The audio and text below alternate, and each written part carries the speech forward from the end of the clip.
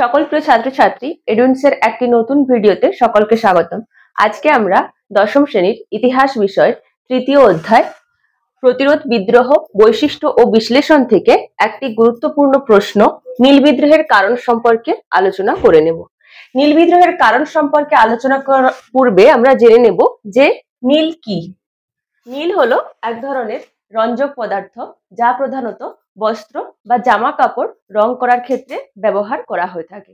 যখন ইংল্যান্ডে শিল্প বিপ্লবের সূচনা ঘটেছিল তার পরবর্তী কাল থেকে মূলত নীলের চাহিদা ক্রমশ বৃদ্ধি পাচ্ছিল। আর ভারতে কেন এই নীলের চাহিদা বৃদ্ধি পাচ্ছিল, ভারতে কেন এই নীলের উৎপাদনের উপর জোর প্রদান করা হচ্ছিল? কারণটা হলো এখানকার মৃত্তিকা বা মাটি। এখানকার মাটি যেমন সব ধরনের শস্য বা ফসল উৎপাদনের জন্য খুবই লাভবান বা খুব সাহায্য করে থাকে, ঠিক তেমনি নীল উৎপাদনের ক্ষেত্রেও এর গুরুত্ব কিন্তু অপরিসীম, বা এটি কিন্তু নীল উৎপাদনেও অনেকটা সাহায্য করে থাকে। অর্থাৎ এই মাটিতে নীলের উৎপাদন কিন্তু অনেকটাই ভালো হয়ে থাকে। কার্ল বাম ভারতে সর্বপ্রথম নীল শিল্প গড়ে তুলেছিল। 1833 সালের সনদ আইন দ্বারা নীল চাষে কোম্পানির একচেটিয়া অধিকার লোপ পেয়েছিল। অর্থাৎ 1833 সালের আইনের মাধ্যমে কেবলমাত্র কোম্পানি যে অধিকার লাভ করত, কেবলমাত্র 1833 সালের পূর্বে কেবলমাত্র কোম্পানি নীলের ওপর অধিকার লাভ করত বা নীল ব্যবসাকে কন্ট্রোল করত বা এর সমস্ত কিছু তত্ত্বাবধান করত। কিন্তু 1833 সালের পরবর্তী কাল থেকে অন্যান্য যে সমস্ত বেসরকারি বা অন্যান্য যে সমস্ত কোম্পানিগুলি রয়েছে, কেবলমাত্র ব্রিটিশ কোম্পানি নয়, সেই সমস্ত কোম্পানিও ভারতে নীল চাষের ওপর অধিকার আরোপ করতে থাকে। এখন আমরা আলোচনা করে নেব যে এই নীল বিদ্রোহ কোথায় কোথায় বিস্তার লাভ করেছিল। 1859 সালের নদিয়ার কৃষ্ণনগরের কাছে চৌগাছা গ্রামে প্রথম এই বিদ্রোহের সূত্রপাত ঘটেছিল। এখানে আমরা একটি ম্যাপের মাধ্যমে দেখানোর চেষ্টা করেছি যে নীল বিদ্রোহ কোথায় কোথায় বিস্তার লাভ করেছিল। এটি কিন্তু একটি অবিভক্ত বাংলাদেশ বা স্বাধীনতার পূর্বে যে আমাদের যে বাংলা রয়েছে তার একটি চিত্র, যেখানে মূলত যশোহর, পাবনা, ঢাকা এগুলি বর্তমানে বাংলাদেশে রয়েছে। সে সময়কালে যেগুলি একসাথে অবস্থান করত বা এই জায়গাগুলিতে, বাংলাদেশের এই জায়গাগুলিতে কিন্তু নীল বিদ্রোহ বিস্তার লাভ করেছিল। বর্তমান ভারতবর্ষের মালদহ, নদিয়া, 24 পরগনা এই সমস্ত জায়গাতে নীল বিদ্রোহ বিস্তার লাভ করেছিল। নদিয়া কিন্তু ছিল এর মূল উৎস স্থান। নদিয়ার কৃষ্ণনগরের কাছে চৌগাছা গ্রামে প্রথম এই বিদ্রোহের সূত্রপাত ঘটেছিল এবং এই বিদ্রোহের নেতৃবৃন্দের মধ্যে ছিল নদিয়ার বিষ্ণুচরণ বিশ্বাস এবং দিগম্বর বিশ্বাস। খুলনার একজন নেতা ছিলেন কাদের মোল্লা। খুলনা যেটি বর্তমানে বাংলাদেশে অবস্থিত, সেখান থেকে একজন নেতা ছিলেন কাদের মোল্লা। অর্থাৎ 1859 খ্রিস্টাব্দে যে নীল বিদ্রোহের সূচনা ঘটেছিল তার নেতৃবৃন্দ ছিলেন বিষ্ণুচরণ বিশ্বাস, দিগম্বর বিশ্বাস এবং কাদের মোল্লা। এখন আমরা জেনে নেব যে এই নীল বিদ্রোহের কারণগুলি কি কি ছিল। প্রথম কারণ হলো দাদন প্রথা। মূলত যখন ব্রিটিশরা ভারতবর্ষে নীল বিদ্রোহের সূচনা করেছিল বা নীল বিদ্রোহের যখন সূত্রপাত শুরু করেছিল, তারা দু ধরনের পদ্ধতির মাধ্যমে নীল বিদ্রোহের সূত্রপাত করেছিল। একটি ছিল এলাকা চাষ, অন্যটি ছিল এই দাদন প্রথা। এলাকা চাষ কি? যখন তারা জমিদারদের থেকে লিজ হিসেবে জমি নিয়ে সেখানে তারা চাষবাস করত এবং এই লিজ হিসেবে যখন তারা জমি নিত সেখানে তারা কৃষকদেরকে কিন্তু মজুর হিসেবে কাজে লাগাতো। ফলে তারা দেখলো যে এখানে তাদের মুনাফা হচ্ছে, কিন্তু তারা আরো বেশি মুনাফা লাভ করতে পারে যদি তারা দাদন প্রথার মাধ্যমে এই নীল চাষকে এগিয়ে নিয়ে যায়।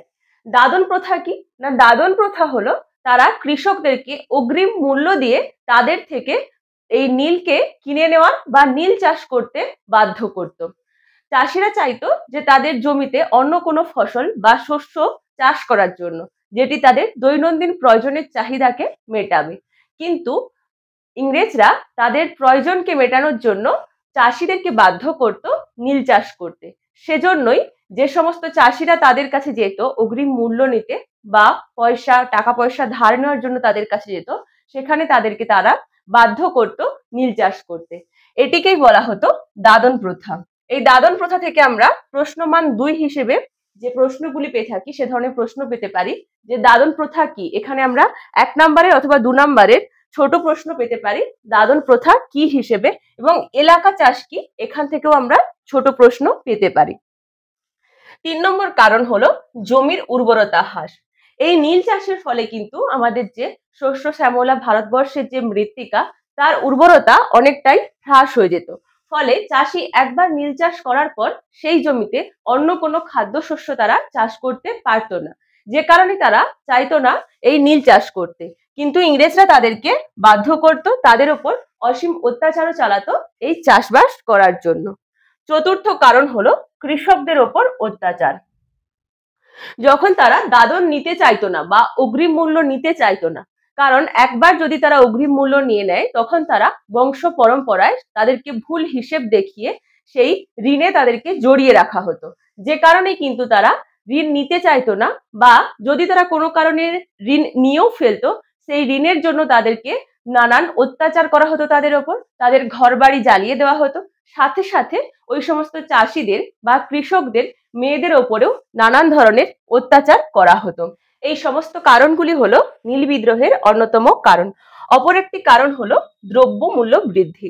যেহেতু চাষিরা খাদ্যশস্য চাষ করছে না, সে জায়গায় তারা নীল উৎপাদন করছে, সুতরাং খাদ্যশস্যের কিন্তু সংকট দেখা দিচ্ছে। সে জায়গা থেকে যে সমস্ত ইংরেজ ব্যবসায়ীরা রয়েছেন তারা কিন্তু ওই মুহূর্তে দ্রব্যমূল্য অনেকটাই বৃদ্ধি করে দিচ্ছে। অর্থাৎ যে সমস্ত জিনিসের মূল্য 1 টাকা থাকা উচিত সেটা হয়তো ওই সময় বিক্রি হচ্ছে 10 টাকাতে, যে কারণে কিন্তু দ্রব্যমূল্য অনেকটা বৃদ্ধি হওয়ার কারণে চাষিদের দৈনন্দিন জীবনযাত্রার মান অনেকটা নিম্ন হয়ে পড়ছে। এই অপরিসীম অত্যাচার, দৈনন্দিন দ্রব্যমূল্যের বৃদ্ধি, জমির উর্বরতার হ্রাস এবং এই যে 2 ধরনের পদ্ধতি রয়েছে নীল চাষের, এই সমস্ত কিছুই নীল বিদ্রোহের মূল কারণ হয়ে দাঁড়িয়েছিল। হাজার হাজার নীল চাষিদেরকে তাদেরকে বিদ্রোহের মুখে এগিয়ে দিয়েছিল। আমরা এই ভিডিওটির মাধ্যমে আলোচনা করলাম নীল বিদ্রোহের কি কি কারণ রয়েছে, নীল বিদ্রোহ প্রথম কোথায় শুরু হয়েছিল এবং এর নেতৃত্ব কারা প্রদান করেছিলেন। 1860 সালে নীল কমিশন গঠন করা হয়েছিল এই নীল চাষিদেরকে বা নীল চাষিদের যে দুঃখ দুর্দশা রয়েছে তার অনেকটা মোচন করার জন্য। আমরা পরবর্তী ভিডিওতে আলোচনা করে নেব নীল বিদ্রোহের ফলাফল কি রয়েছে এবং যে শিক্ষিত মধ্যবিত্ত সম্প্রদায় রয়েছে তাদের নীল বিদ্রোহের ওপর কি মন্তব্য রয়েছে এবং ঐতিহাসিক মন্তব্য কি কি রয়েছে, ও ব্রিটিশরা কিভাবে নীল বিদ্রোহকে দমন করে নিয়েছিল সে সম্পর্কে আমরা পরবর্তী ভিডিওতে আলোচনা করে নেব। আমাদের আজকের ভিডিওটি এই পর্যন্তই। ভিডিওটি কেমন লাগলো জানিও। যদি কোনো প্রশ্ন থাকে কমেন্টের মাধ্যমে জানাতে পারো। পরবর্তী ভিডিওতে আমরা তার আলোচনা নিয়ে আসবো। আরো এই ধরনের শিক্ষামূলক ভিডিও পেতে আমাদের এডুইন্স ইউটিউব চ্যানেলটিকে সাবস্ক্রাইব করুন এবং এডুইন্স ফেসবুক পেজটিকে ফলো, লাইক ও শেয়ার করো। ধন্যবাদ।